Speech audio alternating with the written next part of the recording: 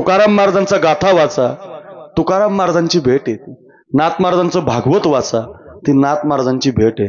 ज्ञानोबाराय संजीवन रूपानं कुठं आहेत तर ते ज्ञानेश्वरीत आहेत. तुकाराम महाराज वैकुंठाच्या रूपानं कुठं आहेत तर ते गाथ्यात आहेत. नाथ महाराज जलसमाधीच्या रूपानं कुठं आहेत तर ते भागवतात आहेत, हरिपाठात. त्यांनी आपल्यासाठी दिलंय. महाराज क्रांती साधू आहे. साधूनं जगामध्ये सगळ्यात मोठी क्रांती ही केली, आपल्याला ग्रंथ दिले त्यांनी. आणि ज्याचा ग्रंथ आहे त्याला साधू म्हणत जा, कोणालाही साधू म्हणू नका. एवढं चांगलं मस्तक, हो तुम्ही एवढी चांगली ऐकणारी आहात. विठाल विठाल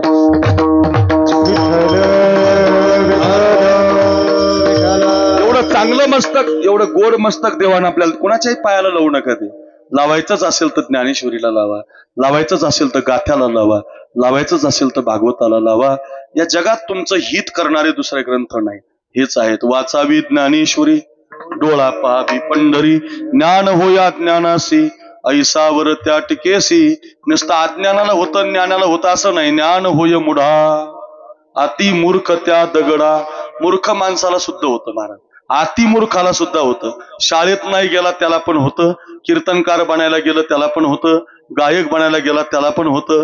जो कधीच शिकला नाही त्याला सुद्धा ज्ञानोबारांची ज्ञानेश्वरी ज्ञान देते महाराज. भाव धरोनिया वाचे ज्ञानेश्वरी, भाव धरोनिया वाचे ज्ञानेश्वरी, कृपा करी हरी दयावरी, कृपा करी हरी दयावरी. भाव धरोनिया वाचे ज्ञानेश्वरी, भाव धरोनिया वाचे ज्ञानेश्वरी, कृपा करी हरी दयावरी, कृपा करी हरी दया. भाव धरोनिया वाचे ज्ञानेश्वरी, कृपा करी हरी दयावरी. भाव धरोनिया वाचे ज्ञानेश्वरी, कृपा करी हरी दयावरी, कृपा करी हरी दयावरी. भाव धरोनिया वाचे ज्ञानेश्वरी, कृपा करी हरी दयावरी, कृपा करी हरी दयावरी. भाव धरून या वाचे ज्ञानेश्वरी. इथं तुमचा भाव पाहिजे. रोज वाचा. ओम नमो ज्याद्या वेद प्रतिपाद्या, जय जय स्वसंवेद्या आत्मरूपा. म्हणे महाराज कळत नाही. काय कळतंय आम्हाला, नुसती वाचायची आपली, ती काय कळणार. म्हटलं ती इतकी सोपी नाही. ज्या दिवशी तुम्ही तिच्यात उतराल तेव्हा कळते. जेव्हा तुम्ही उतराल तिच्यात, ओम म्हणजे काय, नमो म्हणजे काय, जी म्हणजे काय, आद्या म्हणजे काय, स्वसम मध्ये काय, वेद्या, ते वाचावं लागतं, त्याला अभ्यास करावा लागतो, त्याचं चिंतन करावं लागतं, त्याच्यात जावं लागतं. काय असेल हे. ज्या दिवशी तुम्ही त्याचा शोध घेताल आणि तुमच्या अंतःकरणापासून त्याच्यात जाताल तर तुम्हाला नामदेव शास्त्री बनवते. तुम्हाला मग ती काय बनवत नाही महाराज, तुम्हाला जगातला थोर साधू बनवते. तुकाराम महाराजांनी 1000 पारायणं केली ज्ञानेश्वरीची. बरं कुणी केली? तुकाराम महाराजांनी 1000 पारायणं केलीत. त्यांच्या चरित्रात 1000 पारायणं केलीत, तेव्हा त्यांच्या मुखातून गाथा आला महाराज. उगाच काय निघतं का ते. कुणी बी साधू नसतो होत. माझ्या सत्यवादाचे तप वाचा केले बहुत कल्प. आपण क्षणाक्षणाला खोटं बोलतो. आपली श्रद्धांजली कशी जाईल महाराज, आपली श्रद्धांजली कशी जाईल. आपण महाराज नगरमध्ये असतो तर आपण विसापूरला सांगतो, म्हणजे खोटं बोलतो की नाही. आपण क्षणाक्षणाला बोलावं लागतं आपल्याला. आपली श्रद्धांजली कशी जाईल, आपल्या वाणीमध्ये तपश्चर्या कशी होईल. ऐका, त्याच्यासाठी अखंड वाचावी लागते पारायण. मला एक उदाहरण सांगतो मी. त्या आळंदीला मी 1999ला गेलो शिकण्याच्या दृष्टीनं. आमच्या वडिलांनी मला नेऊन घातलं आळंदीला. आणि नेमकं आळंदीला गेलो संपत महाराज. तर त्या काळात ना असं गॅसन ते नसायचं. रूमन, स्वतंत्र बैठकन, राहण्याची व्यवस्था. आणि तुकाराम महाराज तुमच्या रूमवर आलेलो मी मुक्कामाला.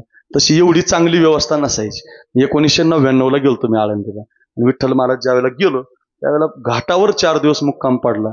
वडील माझ्या बरोबर. ते म्हटलं असं कुठं राहशील. मी म्हटलं तुम्ही जा तुमच्या कामाला, तुम्ही इथं काही राहू शकत नाही, तुम्ही जा कामाला. ते वडील गेले निघून. आणि मग मी ते पेटी घेऊन आहे ना सिद्ध बेटामध्ये गेलो. तेवढाच एक पर्याय होता त्या काळात. सिद्ध बेटामध्ये आमचे गुरुवर्य जयराम बाबा असायचे राहायला, भोसले.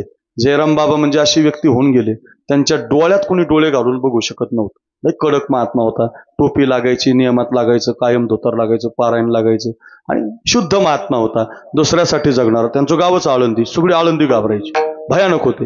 कीर्तनात जर शिव्या द्यायला लागले तर 2 तास नुसत्या शिव्याच द्यायची. कडक होते एकदम महात्मे.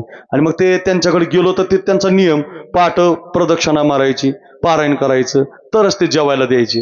लहान होतो त्यावेळेला 6वी पास झालतो मी नेमका 6वी 7वी. आणि नेमकं गेलो तर ते तिथं गेल्यावर त्यांच्या ते 5-6 महिने मी राहिलो. तर ते मग बाबाला मी आवडायला लागलो. बाबा मला जवळ घ्यायला लागले. बा चांगला विद्यार्थी. म्हणजे बाबांच्या बरोबर मी प्रदक्षिणेला जायला लागलो. असं काखेमध्ये ज्ञानेश्वरी होती एक दिवस बाबाच्या. मला ऐका काखेमध्ये अशी ज्ञानेश्वरी होती संपत महाराज. आणि असं रस्त्याने चालत असताना एक 65 वर्षाचा म्हातारा बाबांच्या पाया पडला. त्यांना ते मधात पाया पडलेलं आवडत नसायचं, पण ते पडला व पाया. म्हातारा जसा पाया पडला का तसं बाबांनी त्याच्या हाताला धरलं, दिलं लोटून. ते जसं लोटून खाली पडलं तसं ते म्हातारं म्हटलं, ओ संसारानं तर लोटलं, घरानं तर लोटलं, पोरानं तर लोटलं, तुम्ही तरी लोटू नका महाराज.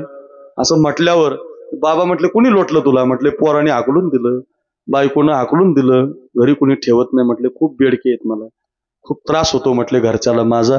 आळंदीला आलो म्हटले. काय केलं पाहिजे म्हटले बाबा आता? तर बाबाने अशी काखेतली ज्ञानेश्वरी काढली त्याच्या हातात दिली. म्हटले बघ ही ज्ञानेश्वरी घे आणि त्या मंदिरात बस माऊलीच्या आणि अजानुक्षा खाली ज्ञानेश्वरी वाच. तर तो म्हातारा म्हटला, बाबा शाळेतच गेलो नाही तर वाचू कसा? काही काळजी करू नको म्हटले, नुसते बोट फिरव म्हटले त्याच्यावर असे, नुसते बोट फिरव. ऐका 12 वर्ष 65 पासून तो म्हातारा जगला आळंदीमध्ये. रोज माऊलीच्या मंदिरात पारायण करायचा. अखंड ज्ञानेश्वरीच्या शब्दावरून बोट फिरवली तर 12व्या वर्षी त्या वयोवृद्ध म्हाताऱ्याची ज्ञानेश्वरी मुखोद्गत झाली. पाठच झाली त्याची. कोणती ओवी विचारा, 3ऱ्या अध्यायातली विचारा, 8व्या अध्यायातली विचारा, कधी सांगतो महाराज का? ज्ञान होया ज्ञानासी, ज्ञान होय मुढा. किंवा मग तुम्ही म्हटले तसे भाव धरून या वाचे ज्ञानेश्वरी. कृपा करी हरी तयावर, देव त्याच्यावर कृपा करतो.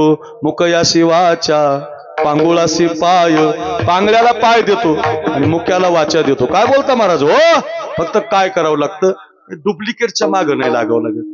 बाबान बिल्ला नाम करीन कोणाच्या नादी लागून ते तुम्हाला फसवतील, बारा तुमचा चुरा करतील, तुम्हाला आपलं नोकर बनवतील, तुमचेच पैसे घेतील आणि ते बाबा होते. अशा बाबाच्या नादी लागू नका. लागायचंय ज्ञानेश्वरीच्या नादी लागा, लागायचंय गाथ्याच्या नादी लागा, लागायचंय भागवताच्या नादी लागा. पुन्हा ऐका, हे संत आहेत महाराज, ही संतांची क्रांती आहे. ते गेले तरी त्यांनी आपल्यासाठी करून ठेवलं. चला पुढे. साधूची पहिली क्रांती काम क्रोध जिंकले, दुसरी क्रांती ग्रंथ तयार केले, तिसरी एक क्रांती साधूची काळ जिंकला. जगा काळ खाय आम्ही माथा दिला पाय. आपण आज सगळे इथं कीर्तनाला आहोत, याचं एकमेव कारण हा विदुष्ट काळ आला आणि बाळासाहेबांना घेऊन गेला. काय कठीण आहे ना? तो म्हटला का मग बाळासाहेबाची गरज आहे बा आता या घराला, फार दुःख होईल बुवा यांना, त्यांची मुलं अनाथ होतील बुवा, त्यांच्या पत्नीचं कसं आयुष्य जाईल बुवा, आई वडिलाला काय वाटेल बुवा, गाव दुःखामध्ये जाईल बुवा. असा काळ थांबत नाही ना महाराज. गरीब असू द्या, श्रीमंत असू द्या, काळ न विचारी घाट, काळ न विचारी हाट, काळ न विचारी अवस, काळ न विचारी पहा. दिन 4 घडी का जीना, दुनिया है मुसाफिर खाना. किती शब्द गोड आहेत ना. राजा महाराजा आये, यहाँ कोई रहन न पाए, भई देर छुआ परवाना, दुनिया है मुसाफिर खाना, कहीं लाख करोड़ों आए, यहाँ कोई रहन न पाए. इथं राहता येत नाही महाराज. काळ थांबत नाही. देह जाणार जाणार, याशी काळोबा खाणार, आयुष्य खातो काळ, सावधान आयुष्य खातो काळ. ऐका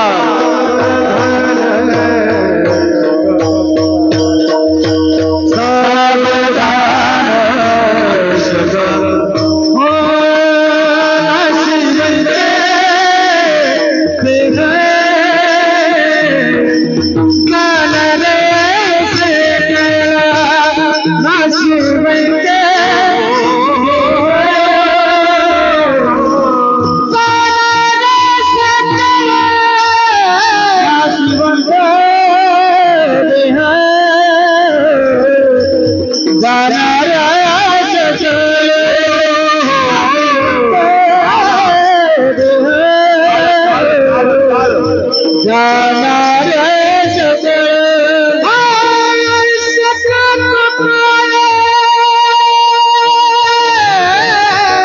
बाबा